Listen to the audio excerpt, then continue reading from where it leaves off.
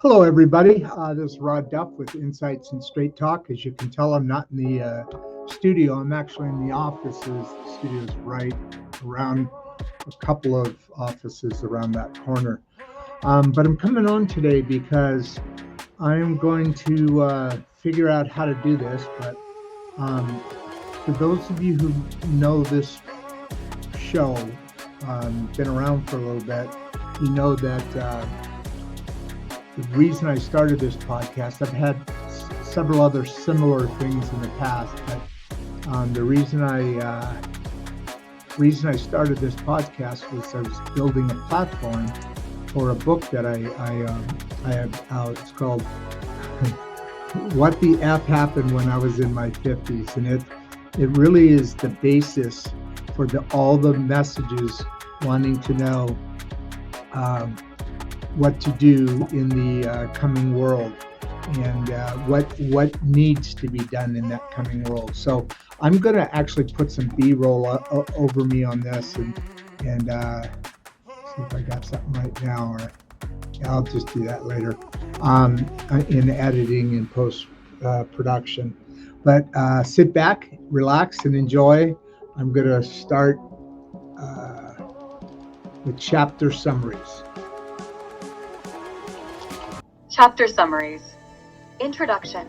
The Trouble with John.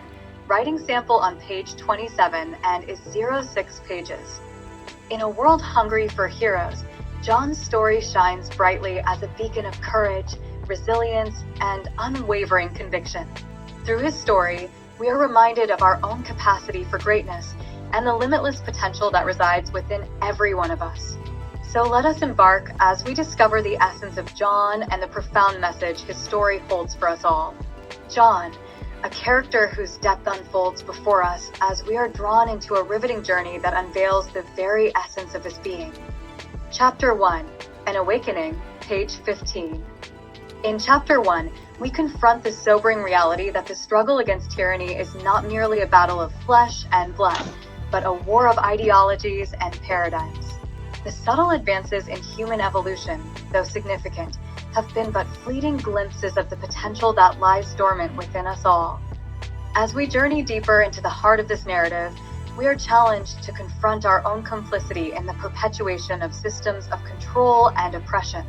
For it is only by acknowledging the past and understanding the forces that shape our present that we can hope to chart a new course towards a future defined by freedom, justice, and equality.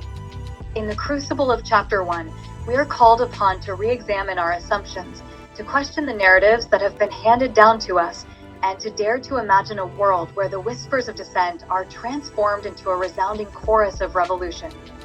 Chapter 2, title, and In the Beginning, writing sample on page 33, 13 pages. In this electrifying chapter, we find ourselves in the midst of one of John's stirring talks, where the air crackles with anticipation and the weight of his words hangs heavy upon us. As John takes the stage, his presence commands attention, his voice a clarion call to action echoing through the hearts and minds of all who are present. As John's speech draws to a close, Karen steps forward, her presence a testament to the power of investigative journalism in the fight for change. Through Karen's probing questions, John begins to unravel the mysteries of the 12 whispered things, each a crucial piece of the puzzle in the quest to repair the fabric of society and usher in a new era of enlightenment. Chapter 3, War, Love, Make Pieces, and Space P, 07. In this chapter, we peel back the layers of deception to expose the cold, hard truth about the money behind war. Behind every conflict, there are those who stand to profit handsomely, lining their pockets with the blood of countless innocents. From arms dealers to defense contractors, the merchants of death ply their trade with impunity, fueled by the promise of untold riches. And yet, amidst the grim reality of war, there lies a tantalizing question. What if there had never been war? And perhaps most poignantly, how many more men would walk among us, their lives spared from the ravages of battle? In a world without war, the balance of gender dynamics would shift as the disproportionate number of male casualties gave way to a more equitable distribution of the sexes. As we ponder these questions, we are forced to confront the uncomfortable truth that war, for all its brutality and horror, has shaped the course of human history in ways both profound and irreversible. But the true cost of war extends far beyond the balance sheets of corporations and governments. It exacts a toll measured not only in lives lost, but in shattered communities, fractured societies, and irreparable damage to the very fabric of humanity. Chapter 4, Men and Women, Family, page 11. In the ever-evolving landscape of family dynamics, traditional roles and structures are being redefined at a dizzying pace. Gone are the days of the idyllic village community and the nuclear family unit. Now, it seems, the reins of power have shifted into the hands of the younger generation. As parents grapple with the complexities of modern life, they find themselves confronted with a paradox. The very lessons they once imparted to their children now seem obsolete in the face of rapidly changing social norms.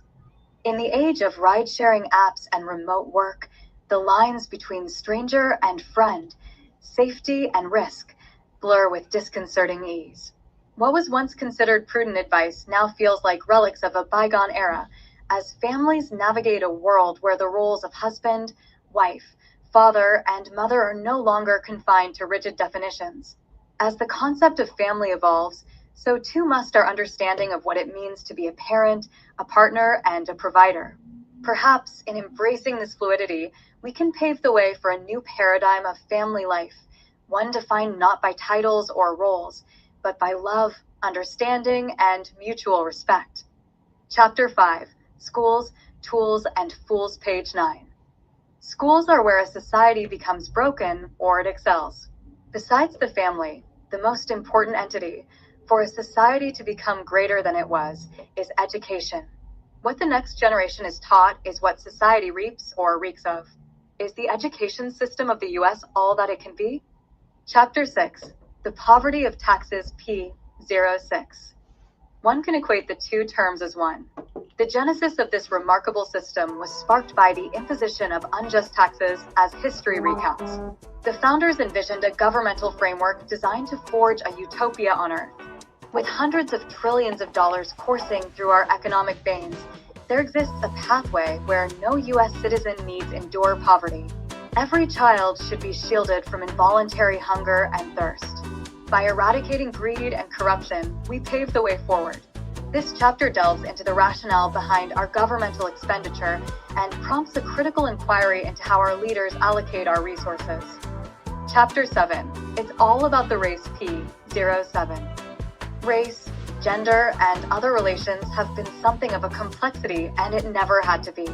Bold statement, true, but the relations between the races have again become a newer phenomenon in stress, which is a clever way of creating divisions within a large and powerful group.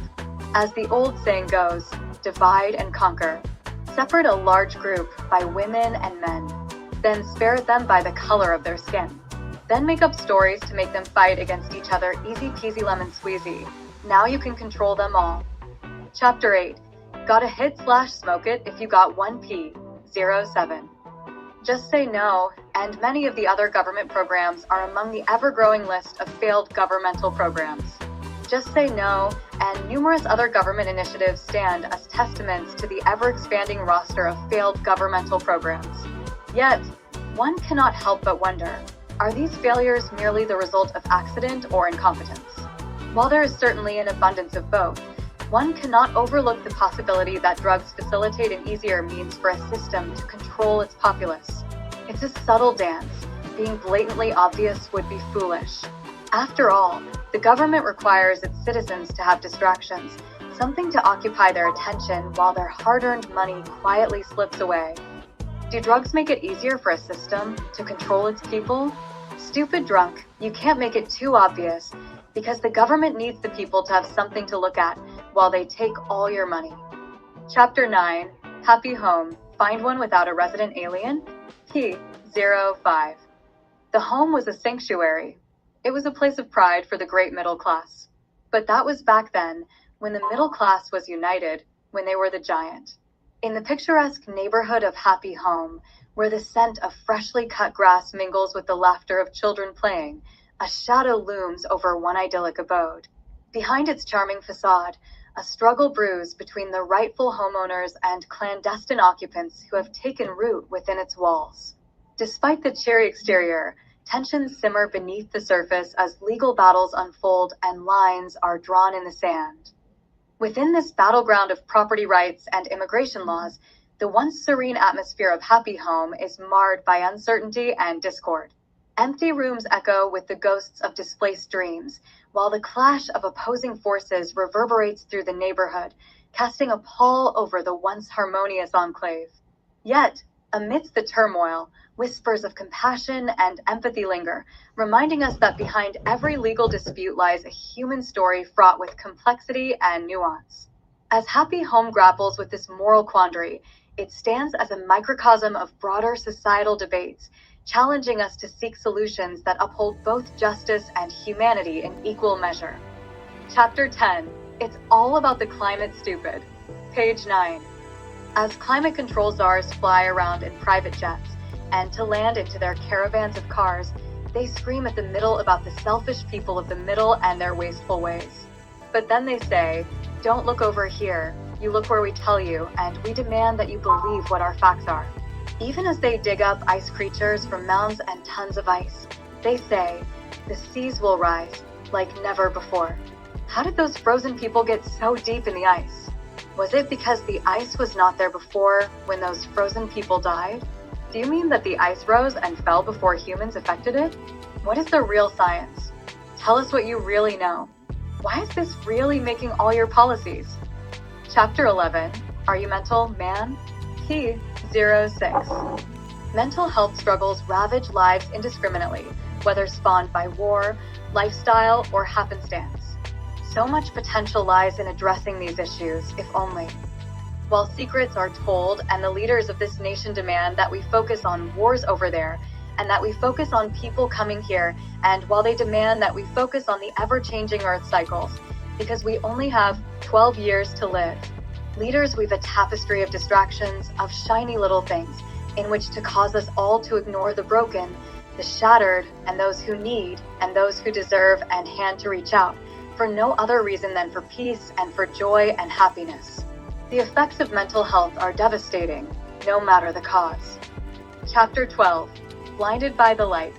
Writing sample on page 47 and is 05 pages. Surely there is a message from God which most of all religions recognize. That message most is being missed by the entire human species.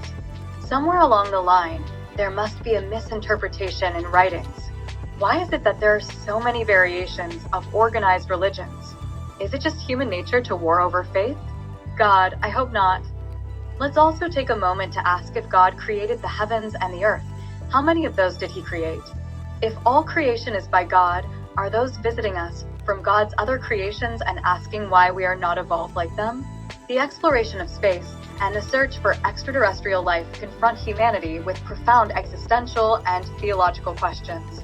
As we continue to probe the mysteries of the cosmos, religious perspectives offer insights into how we might navigate the challenges and opportunities presented by the prospect of encountering space aliens. By fostering dialogue and reflection across different faith traditions, we can approach this frontier with wisdom, humility, and a reverence for the diversity of creation. Chapter 13. Fake and Otherwise News P08. In the labyrinth of modern information, the specter of fake news looms large, donning the cloak of credibility, while peddling tales spun from the loom of deception and political scandal. Like a mischievous sprite, lies and half-truths dance across our screens, sowing seeds of doubt and discord in its wake. Yet, amidst this cacophony of misinformation, discernment emerges as our shield and sword, guiding us through the treacherous terrain of political schemes and fabrications. Fake news, with its chameleon-like ability to adapt and flourish, underscores the importance of a vigilant populace equipped with the tools of critical thinking, media literacy, and open dialogue amongst friends and others. In this age of information abundance, where every click and scroll unveils a new narrative, we are called upon to be custodians of truth, sifting through the digital deluge to unearth the nuggets of veracity buried beneath the noise. As we navigate this veritable minefield of misinformation, let us wield skepticism as our compass and verification as our lodestar, charting a course towards a more discerning and informed society. In this way, we learn who our leaders are, and the polls are packed with those who should be. Section 4. Stars stirred and moments stood still. P03. Epilogue. At first, times were unsure, and the moments came forward. She hesitated at these moments, but eventually struggled through the fear. Her giant's patience and guidance would be the strength she needed to make the difference. First, she needed to take his hand. Then she held his heart. This woman showed him what he needed to be. She taught and touched him. Only then could he guide her, and all knew with time they were something special. She was his queen and he her giant. The angels sang and God rested at peace. She was ready. With her man's ways, she could put her fears behind her and stand strong. It was her time to make this world a better place, as she was always meant to do. They began and the world took its breath. The angels sang and creatures knew heaven had spoken, and it was good, and the world would smile, knowing everything was better because of her.